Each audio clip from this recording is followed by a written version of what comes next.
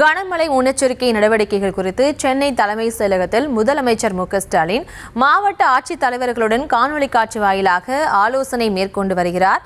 அதன் நேரலை காட்சிகளை தற்போது பார்க்கலாம்.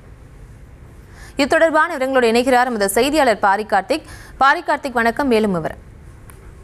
வணக்கம். வடகிழக்கு பருவமழை தமிழகத்தில் தீவிரமடைந்திருக்கக்கூடிய நிலையில் வங்கக்கடலில் புயலாக உருவாகியுள்ள புயல் சின்னத்தின் காரணமாக கடந்த நாளை மற்றும் நாளை மறுநாள் கனமழை பெய்யும் என்று எதிர்பார்க்கப்படுகிறது. குறிப்பாக டெல்டா மற்றும் கிழக்கு கடற்கரை மாவட்டங்களில் ரெட் அலர்ட் விடப்பட இருக்கிறது. எனவே இது தொடர்பாக மாநில அதிகாரிகள் மற்றும் அமைச்சருடன் முதலமைச்சர்கள் ஆலோசனை மேற்கொண்டு வருகின்றார். அது மட்டுமல்லாமல் பல்வேறு மாவட்ட ஆட்சித்தலைவருடன் காணொலி காட்சி வாயிலாகவும் முதலமைச்சர் அவர்கள் பேசினார். அப்போது மழை காலத்தில் எடுக்கப்பட வேண்டிய முன்னெச்சரிக்கை நடவடிக்கை, தாழ்வான பகுதியில் இருக்கக்கூடிய மக்களை பாதுகாத்து உடனடியாக அவர்களை மேடான பகுதிகளுக்கு மாற்ற வேண்டும். மேலும் அங்கு இருக்கக்கூடிய மருத்துவ முகாம்களை புதிதாக தோற்றுவிக்க வேண்டும். மேலும் தற்போது இருக்கும் முகாம்களை கூடுதலாக அவர்களுக்கு 24 மணி நேரம் உணவு கொடுக்கும் வகையில் முகாம்களை ஏற்படுத்த வேண்டும்.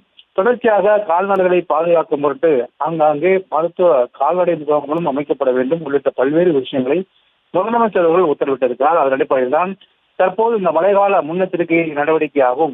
மேலும் அதாவது நாளை மற்றும் நாளை மறுநாள் 2 நாள் கனமழைக்கு எதிர்பார்க்கப்பட்ட நிலையில், எனவே கனமழை பெய்தால் பொதுமக்களை பாதுகாக்கும் பொருட்டும் தமிழ்நாடு முதலமைச்சர்கள் தலைமையில் தலைமைச் செயலகத்தில் ஆலோசனை கூட்டம் நடைபெற்றது. இந்த ஆலோசனை கூட்டத்தில் துறையினுடைய அமைச்சர்கள் இந்த கூட்டத்தில் பங்கேற்று வந்தார்கள். அது மட்டுமல்ல, அதிகாரிகளுக்கும் மேற்கூறிய பல்வேறு அறிவுரைகளும் வழங்கப்பட்டிருக்கிறது.